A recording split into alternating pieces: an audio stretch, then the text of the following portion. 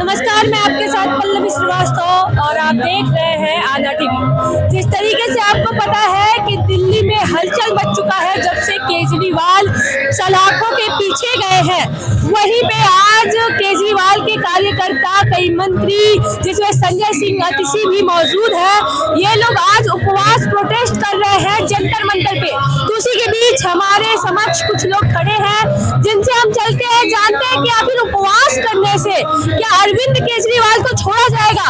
क्या आप लोग क्या प्रण लेके आए हुए हैं आज जंतर मंतर पर? आज सभी का एक ही प्रण है कि किस तरह से देश में जिस तरह का आतंक इस समय बीजेपी की सरकार ने अपने ईडी और सीबीआई के थ्रू चलाकर नेताओं को जेल में डालने का जो ट्रेंड चला रखा है और दबाव बनाकर भाजपा ज्वाइन कराने का ट्रेंड चला रखा है, उसी के विरोध में आज हम लोग दिल्ली की जनता घरों में और जंतर मंतर पर अनशन पर बैठी हुई है। ये अनशन जो है वो उपवास क्यों रखा गया? एक मैसेज देने का तरीका है और आज तक इस देश में जब भी कभी किसी चीज का विरोध शांतिपूर्ण तरीके से जताया गया तो वो केवल अनशन करके ही जताया गया।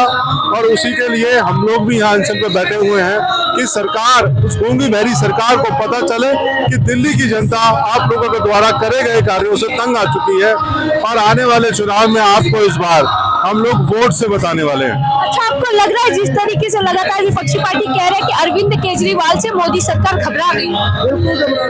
बिल्कुल घबरा गई है। अगर घबराती ना तो बेवजह सिर्फ एक किसी के बोलने के आधार पर किसी सिटिंग सीएम को आज तक कभी भी जेल नहीं भेजा गया। रात ही रात में उसके घर पर रेड करी गई और आधे घंटे के अंदर उनको जेल के अंदर डाल दिया गया। कम से कम उनके पास 10 नोटिस गया था, लोग कह रहे हैं नोटिस का भी पालन नहीं किया।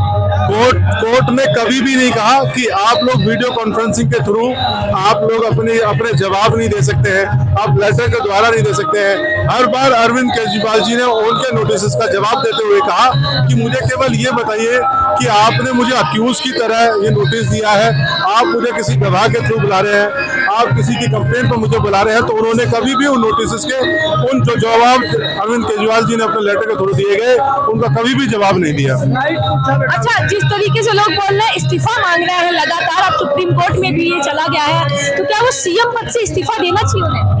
नहीं देना चाहिए। दिल्ली की जनता अपना वोट अरविंद केजरीवाल को दिया है, उनको नहीं देना चाहिए। और दिल्ली की जनता भी चाहती है, दिल्ली के विधायक भी चाहते हैं और दिल्ली के काउंसलर्स भी चाहते हैं कि उनको इस्तीफा नहीं देना चाहिए, क्योंकि हम लोगों ने अरविंद केजरीवाल को वोट दिया था और उनकी विचारधारा को वोट दिया था, तो उनको नहीं देना चाहिए। तो अब जिस तरीके से आरोप बीजेपी वालों पे लग रहा है कि अतिशी को वो या जितने भी आप नेता हैं उनको अपने में शामिल करने के लिए कहा जा रहा है, ये बात सत्य है?